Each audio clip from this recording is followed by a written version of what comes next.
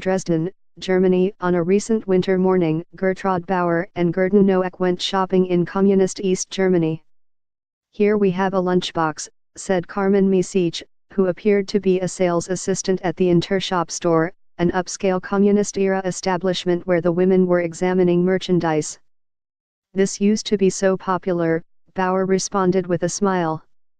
"And the bread in it was always fresh," added Noack, gazing into the distance. The two 93-year-olds spent much of their lives in the former German Democratic Republic, GDR. Now, decades later, the vanished communist era appeared, at least for them, to be back. The Intershop store they were browsing in was, of course, a reproduction, and the song playing in the background, "Old Like a Tree," had long ago disappeared from the radio. Then a door opened and a nurse came in. It was time for the two Alzheimer's patients' daily nap and, for now, an end to their retro shopping tour. Bauer and Noack, who live in a nursing home in this eastern German city, have suffered for years from Alzheimer's, the degenerative disease that robs patients of their capacity to remember. For just a few minutes, however, they give the impression of having overcome their condition and regained control over their memories.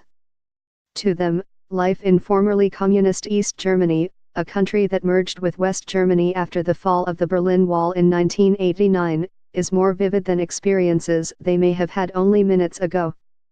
People with dementia often still have a good long-term memory, whereas their short-term memory does not really work anymore.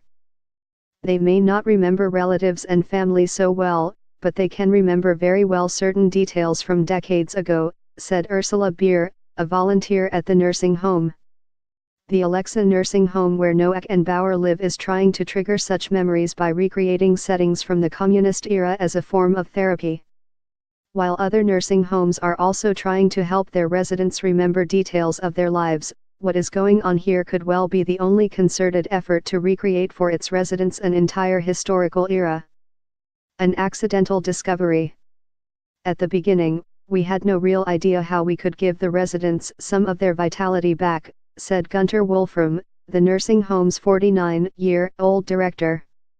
Dementia residents often have this challenge of being unable to structure their own lives and not really knowing what to do with themselves.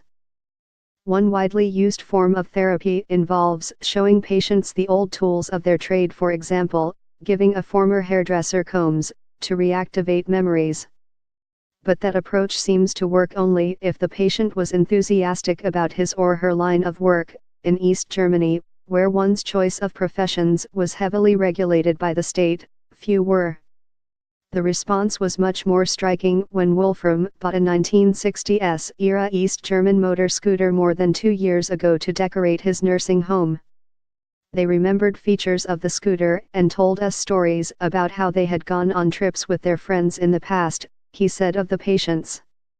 He went on to buy other items commonly used in communist East Germany during the 1960s, including old radios, passports, hair dryers, even widely known ice cream advertisements.